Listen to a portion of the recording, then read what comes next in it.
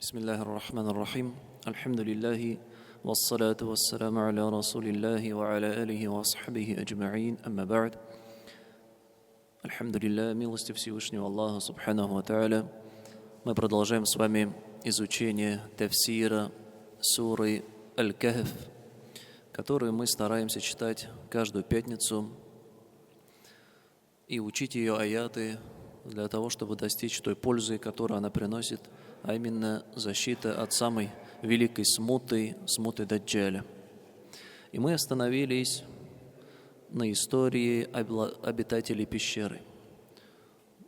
Асхабуль Кахф, обитатели пещеры, это были молодые юноши в возрасте 17 лет, чуть больше, чуть меньше, группа юношей, которые для сохранения своей религии были вынуждены покинуть родное селение, где они проживали, и укрыться в пещере.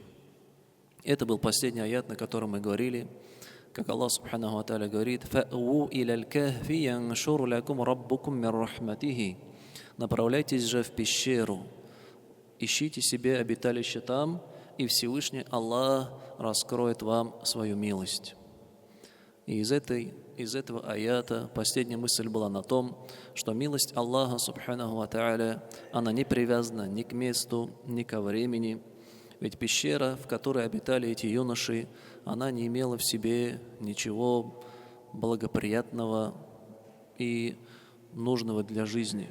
Нет там пищи, нет там света, нет там никаких возможностей для развития. Однако Аллах Субханаху ва Тааля обещал им раскрыть свою милость.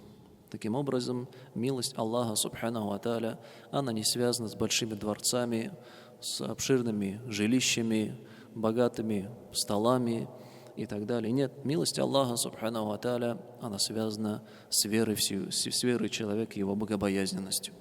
Таким образом, эти юноши направились в пещеру, и далее Аллах Субханаху ва Тааля описывает их состояние в этой пещере, как же они там пребывали.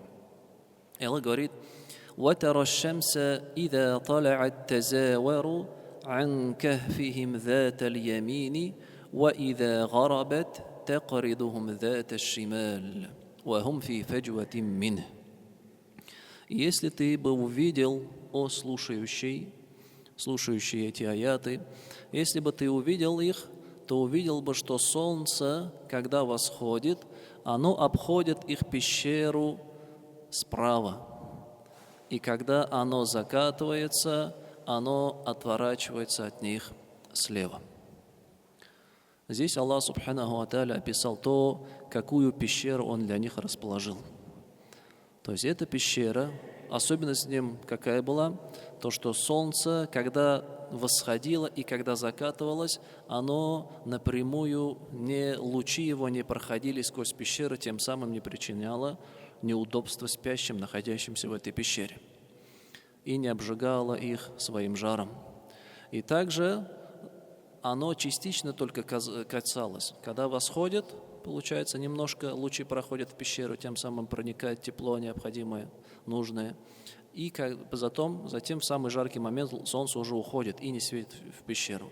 И когда закатывается, также немножко только задевает лучи, и тем самым, также солнечные лучи немножко проходит тепло. И так Всевышний Аллах Субханаху ва Тааля таким образом им расположил пещеру, что сделал ее удобной для пребывания там. Чтобы, если бы оно вообще не освещало, то было бы тоже неудобно, было бы холодно. Если бы постоянно оно светило весь день, лучи проходили, также находящимся там людям причиняло бы неудобство. Однако Аллах Субханаху ва Тааля сделал их пребывание там, даже в пещера, там минимум удобств, однако там Аллах Субханаху ва Тааля расположил движение солнца так, чтобы им было комфортабельно там находиться своим праведным рабам. И так он описал. Однако, что это за пещера, где она находится, название этой пещеры? Среди ученых есть различные мнения, однако в самом священном Коране и от пророка, саллаллаху алейхи вассалям, сообщения об этом нету. Ведь знание названия этой пещеры, ее месторасположение фактической пользы определенный какой-то не несет. И ведь пророк Мухаммад, саллиллаху алейхи вассалям, нам сказал: «Ма таракту шай'ан юқаррибукум иля аль-джаннати ва юба'идукум минан нари илля ва кад а'лямтукум». Я не оставил ничего, чтобы приблизило вас к краю или отдалило вас от огня, чего бы я вам не сообщил, говорит.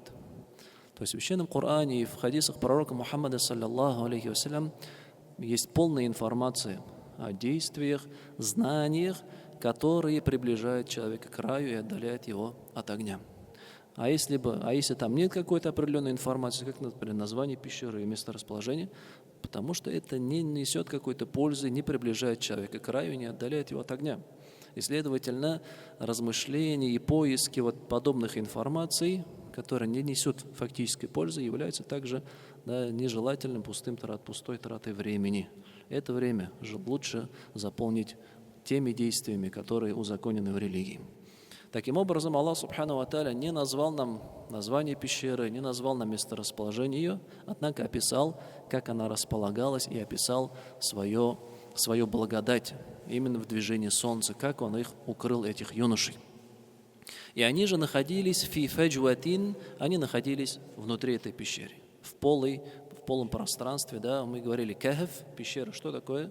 Это где есть вход, и внутри она расширяется, есть большая полость. И это отличает ее от арабского слова аль-гар, которое в Коране тоже приходит. Это только расщелина в скале, внутри которой нету полупространства большого помещения. ذَلِكَ مِنْ آيَاتِ اللَّهِ. И это есть знамение Аллаха. Знамение Аллаха. То есть то, как Всевышний Аллах их расположил в пещере, то, как Он установил движение солнца для них, это есть аятилля, знамение Аллаха, Его чудеса, которые Он оказывает своим праведным рабам. И Аллах, субхану ва тааля, не оставляет без помощи, без поддержки своих искренних рабов. И далее Аллах говорит: «Ман яхдиллаху фахуаль мухтад, ва ман юдлил фалан таджида лаху валийям муршида». И воистину тот, кого Аллах наставит на прямой путь, он следует этому пути. А тот же, кого Аллах обратил от этого пути, отдалил его, то не найдешь ты ему покровителя и наставника-помощника. Это аят, это напоминание о том, что все в этом мире происходит по предопределению Аллаха и по Его соизволению. В суре Аль-Имран Аллах говорит: «Куль Аллахумма ту'тиль мулька ман таша, ва танзи'уль мулька мимман таша». Скажи же: «О Аллах, Ты даешь власть, могущество кому пожелаешь, и забираешь его у того, кого пожелаешь. «Ва ту'иззу ман таша, ва тудиллу ман таша». И Ты возвеличиваешь степенями, кого пожелаешь, и принижаешь тех, кого пожелаешь. И также Всевышний Аллах, Он полноправный правитель, так Его наставление на прямой путь человека, или же лишение его этого блага по своей мудрости и справедливости, это все происходит по воле Всевышнего Аллаха. Даже пророк, саллиллаху алейхи вассалям, не мог наставить людей, которых он любит, на прямой путь. «Иннака ла тахди ман ахбабта», говорит Всевышний Аллах, ты не наставишь на прямой путь тех, кого любишь. «Валякинна Аллаха яхди ман яша». Однако Аллах наставляет на прямой путь тех, кого Он пожелает. Это напоминание о том, что все в этом мире происходит по воле Всевышнего Аллаха. И человек, который стремится к достижению определенных целей в этом мире и в ахирате особенно, есть лишь один путь достижения. Это посредством довольства Всевышнего Аллаха. Ведь если Аллах пожелает, то никто не сможет этому воспротивиться. Однако, если Аллах человека лишит чего-то, «Лян таджида лаху валийям муршида», не найдешь ты ему покровителя, никакого помощника не будет. Никто тебя не спасет, не вытащит из той ситуации, в которой ты оказался. Только Всевышний Аллах, субханаху ва тааля, полноправный правитель в обоих миров. И далее Аллах продолжает описывать их состояние. وَتَحْسَبُهُمْ أَيْقَاظًا وَهُمْ رُقُودٌ. И ты бы посчитал их бодрствующими. Айказ. То есть, если бы ты их увидел, ты бы подумал, что они не спят. وَهُمْ رُقُودٌ. Однако они находились в сонном состоянии. Что произошло? Когда юноши укрылись в пещере, Аллах Субханаху ва Тааля, они легли спать, и Аллах им дал долгий сон. Далее у нас придет 309 лет эти юноши проспали. 309 лет. 300 и плюс 9 лет они там проспали. И если бы ты к ним зашел в пещеру в этот момент, когда они там находились, то ты бы подумал, что они бодрствуют, они спят. И ученые объясняют это тем, что глаза их были открыты. Глаза их были открыты, они спали с открытыми глазами. И также они двигались во сне так, как будто бы они являются бодрствующими людьми. وَنُقَلِّبُهُمْ ذَاتَ الْيَمِينِ وَذَاتَ الشِّمَالِ. И мы переворачивали их то на правый бок, то на левый бок. Когда эти люди, юноши, спали, Аллах Субханаху ва Тааля переворачивал их с одного бока на другой бок. И также в этом напоминание о той милости Аллаха, которую нам оказал всем людям, не только этим обитателям пещеры, это движение человека во сне. Да, в среднем, как говорят ученые, человек во сне около 30 раз двигается. Для чего это происходит? Да, человек сам даже не думает об этом. Он даже этого не чувствует, однако его тело переворачивается с одного бока на другой.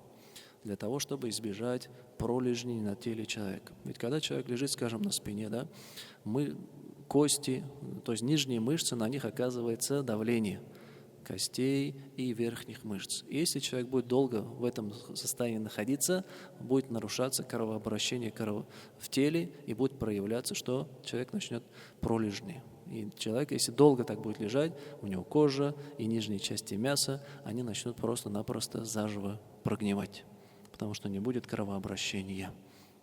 И поэтому при лежачих больных в больнице, их часто вручную, их постоянно переворачивают с одного бока на другой, чтобы избежать вот этих. А мы же здоровым людям, Всевышний Аллах Субханаху ва Тааля, это тоже чудо. То есть, когда ты спишь, у тебя мозг продолжает работать. Ты лежишь, и у тебя мышцы на той стороне, в которой ты находишься, посылают сигнал в мозг, сообщая о том, что мы испытываем дискомфорт, что пора уже сменить позицию для того, чтобы кровообращение в этой части тела восстановить. И таким образом Аллах Субханаху ва Тааля создал человека. И ведь Он сказал: «Ва фи анфусикум афаля тубасирун». У вас самих есть знамения, чудеса, как же вы этого не видите? Ты спишь, даже ни о чем не думаешь, не подозреваешь, а мозг у тебя продолжает работать, и эти движения происходят. Это удивительное творение Всевышнего Аллаха. И также обитатели пещеры, находясь там, Аллах Субханаху ва Тааля их переворачивал с одного бока на другой.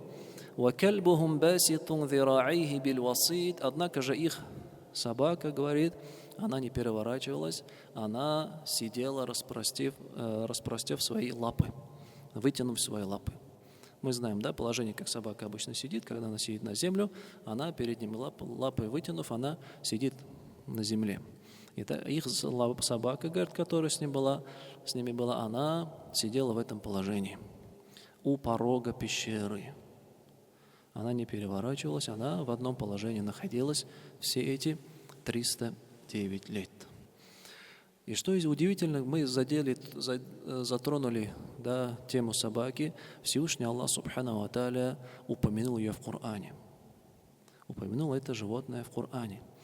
Собака, она не отличается особой благородностью в народе. И вообще слюна собаки это является наджис, нечистотами, которые нужно тщательно промывать. Вообще в хадисе приводится, что 7 раз, если, например, лизнула собака посуду или одежду, надо 7 раз промыть, и 7-й раз, это один из которых это землей протереть тщательно, для того, чтобы удалить эти нечистоты, наджис, который попал посредством слюны. То есть вот это животное, даже слюна, которая является наджис, нечистым, Аллах Субханаху ва Тааля упомянул ее здесь, в Священном Коране, в контексте со своими праведными рабами, юношами, которые укрылись в пещере для сохранения своей религии. И здесь ученые приводят интересную пользу. Этот аят, говорит, указывает на то, что человеку следует всегда искать спутничество и дружбу с праведными людьми. Ведь тогда он будет приписан к их числу. Здесь собака находилась с ними, она следовала за ними, за кем? За праведными, богобоязненными рабами Всевышнего Аллаха. И поэтому она тоже в их число впала. И даже здесь в Коране, в аяте, Аллах упомянул ее наряду с этими рабами. وَتَحْسَبُهُمْ أَيْقَاظًا وَهُمْ رُقُودٌ وَنُقَلِّبُهُمْ ذَاتَ الْيَمِينِ وَذَاتَ الشِّمَالِ وَكَلْبُهُمْ بَاسِطٌ ذِرَاعَيْهِ بِالْوَصِيدِ. Ты бы увидел бы, подумал, что они бодрствуют, однако они спят. Мы переворачиваем их справа налево, и их собака вместе с ними находилась, вытянув свои ноги. Это еще, напоминание о том, что человеку всегда друзей следует тщательно выбирать и выбирать тех, кого он любит, за кем он следует. Ведь пророк Мухаммад, саллаллаху алейхи вассалям, сказал: «Анта ма'аман ахбабта», ты будешь с теми, кого ты полюбил. Если ты полюбил и сдружился с теми, которые стремятся к довольству Всевышнего Аллаха, то ты будешь из их числа, иншаллах. Однако, если ты взял себе в пример людей далеких, людей грешных, то, следовательно, и ты будешь приписан к их числу. Да убережет нас Всевышний Аллах. И далее говорит Аллах: «Лау иттала'та алейхим, лаваллейта минхум фираран, валямули'та минхум ру'ба». Если бы ты застал их в пещере в этом состоянии, которое описано, то ты бы убежал от них, и твое сердце наполнилось бы страхом перед ними. Тут интересное толкование этого аята приводится.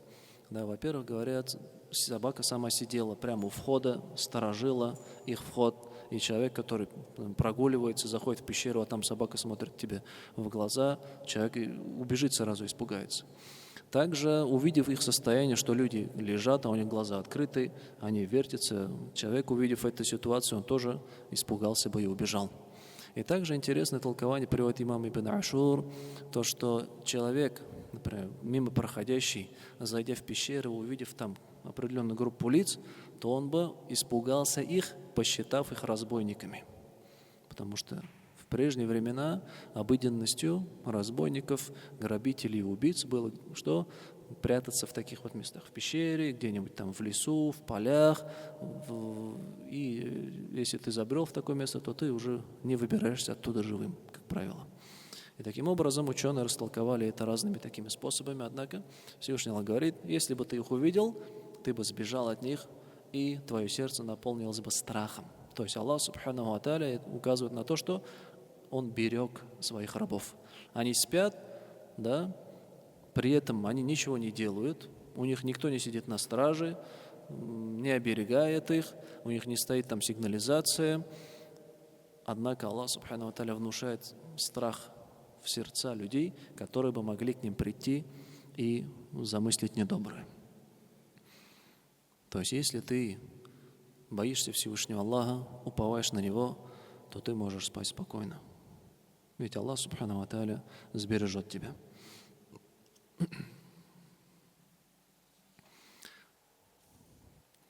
Далее, эти юноши проспали 309 лет, и они проснулись. Однако они сами не ощутили этого срока. И поэтому Аллах говорит: وَكَذَلِكَ بَعَثْنَاهُمْ لِيَتَسَاءَلُوا بَيْنَهُمْ. И так мы их воскресили, разбудили, чтобы они начали расспрашивать у друг друга о времени, в котором они пробыли в пещере. قَالَ قَائِلٌ مِّنْهُمْ كَمْ لَبِثْتُمْ. Один из них сказал: сколько же вы здесь пробыли? قَالُوا لَبِثْنَا يَوْمًا أَوْ بَعْضَ يَوْمٍ. Одни сказали: мы, наверное, пробыли день. Другие сказали: нет, наверное, даже не целый день, а часть дня.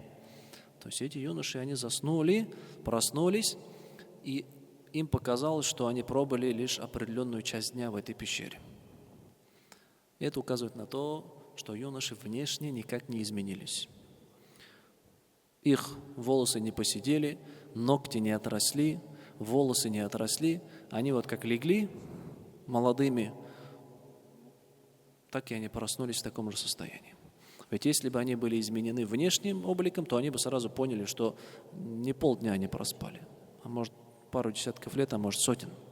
Таким образом, это чудо Всевышнего Аллаха, которое Он оказал своим праведным рабам, этим юношам, они проснулись через 309 лет в том же облике, в котором они были до этого. И начали расспрашивать, сколько же мы пробовали. Они различные предположения высказали, однако затем пришли к мысли о том, что эти предположения, они не дают никакую нам истину. Наши предположения о том, сколько мы здесь прожили, проспали, это лишь ванна, предположение. Однако истину лишь знает Всевышний Аллах. Поэтому они сказали: «Калу раббукум а'ляму бима лабithtum». И они сказали: ваш Господь, Он лучше знает, сколько вы пробыли. Ваш Господь, Он лучше знает, сколько вы пробыли. Это указание на то, что человеку не надо вдаваться в предположения.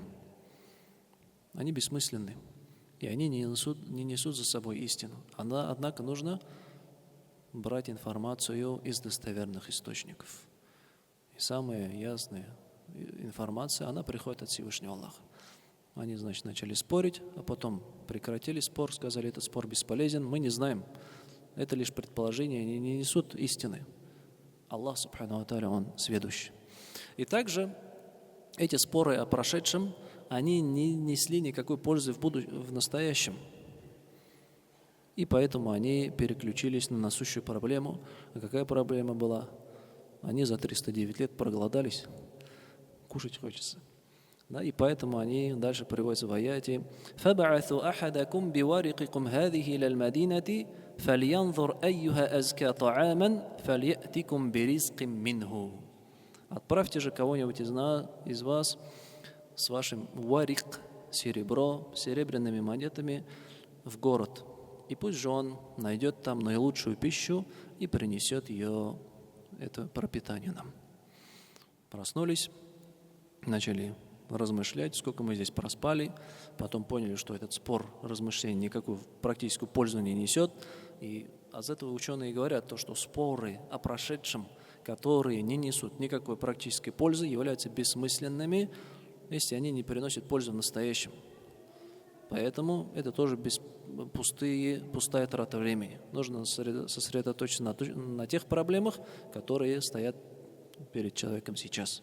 И также здесь юноши оставили эти бесполезные споры, размышления о том, сколько они проспали, и переключились на насущую проблему. Это нужно добыть где-то пищу.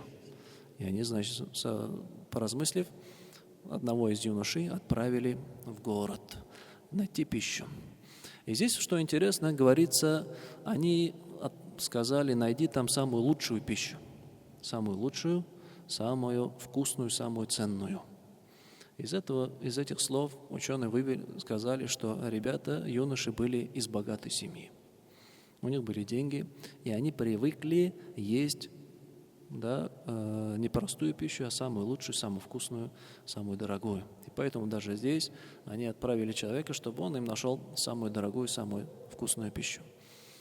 Однако предостерегли его: «Вальяталаттаф валя юш'иранна бикум ахада». И пусть же он будет скрытен будет и не выдаст вас никому, чтобы никто даже не почувствовал, не узнал о вас никакой информации. И этот человек пошел. И также предостерегли, сказав: «Иннахум иязхару алейкум ярджумукум ау юидукум фи миллатихим валан туфлиху идан абада».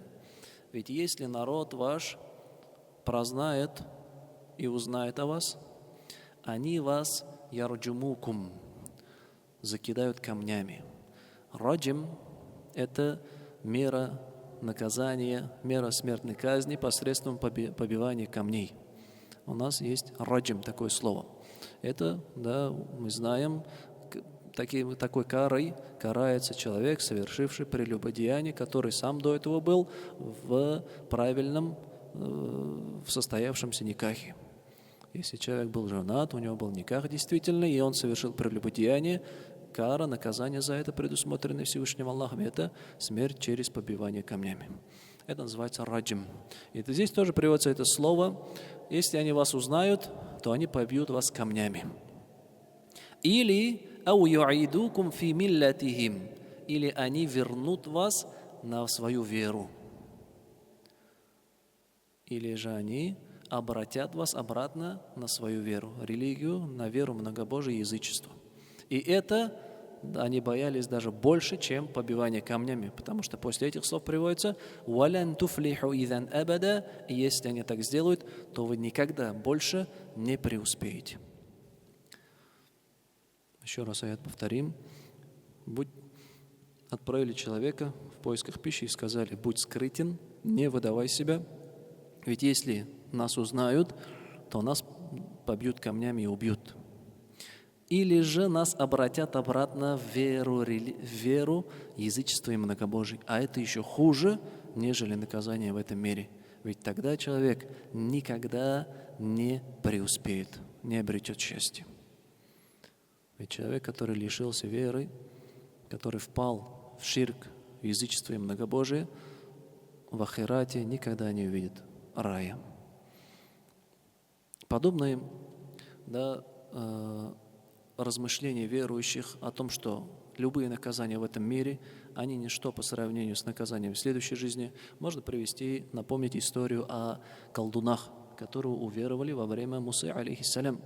Мы знаем этот спор, который произошел между фараоном и Моисеем, о том, что фараон призвал своих колдунов, и колдуны, увидев чудеса Мусы, сами уверовали в него, в Аллаха, в Господа миров. И увидев это, фараон им сказал: «Каля амантум ляху кабля ан адана лакум». Вы что, уверовали, прежде чем я вам позволил? «Иннаху лакабирукум аллади алламакум ас-сихр». Воистину, Моисей — это ваш учитель по колдовству. И вы тут замыслили некую хитрость для того, чтобы нас обмануть. فَلَوْقَطِّعَنَّ أَيْدِيَكُمْ وَأَرْجُلَكُمْ مِنْ خِلَافٍ وَلَوَصَلِّبَنَّكُمْ فِي جُذُوعِ النَّخْلِ وَلَتَعْلَمُنَّ أَيُّنَا أَشَدُّ عَذَابًا وَأَبْقَى. И Фираун говорит: я непременно оторву ваши руки и ноги и привяжу вас к стволам пальмовых деревьев, и вы тогда познаете, кто же из нас более суров в наказании и чье наказание более постоянное. Фараон им пригрозил этим: оторвать руки, ноги и пригвоздить к деревьям. Однако колдуны сказали, что интересно, они только уверовали. «Лан ну'thирaka аля ма джа'ана миналь баййинат валлади фатарана». Мы не отдадим предпочтение тебе перед тем, какие чудеса и ясные доводы нам открылись, и перед нашим Творцом Всевышним Аллахом. «Факади ма анта кад», делай, что ты хочешь. «Иннама такади хадихи аль-хаят ад-дунья». И что бы ты ни сделал, это лишь в этом мире, хаят ад-дунья. Твое наказание, которое ты совершишь, оно не перейдет в следующую жизнь. Да, в этом мире человек пострадает, помучается, однако только будет и в ахирате, в вечном блаженстве, он об этом даже не вспомнит. Таким образом, эти юноши были искренними, праведными рабами Всевышнего Аллаха и больше переживали именно за ахират, за потерю своей религии, нежели побивание камнями и мучения и кары в этом мире. И из этого аята, что интересно, ученые вывели некоторые пользы. Можем из них некоторые перечислим. Во-первых, мусульмане должны постигать знания и искать истину. Откуда это взято? Из вот этого разговора, когда они выдавали определенные предположения и потом сказали: Аллах знает лучше.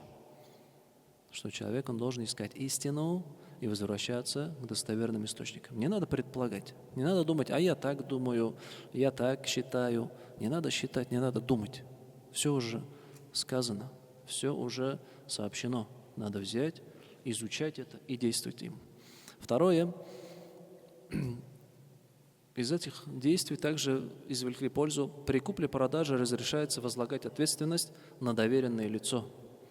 Как они назначили одного, чтобы он пошел в город и купили. Это дозволительно.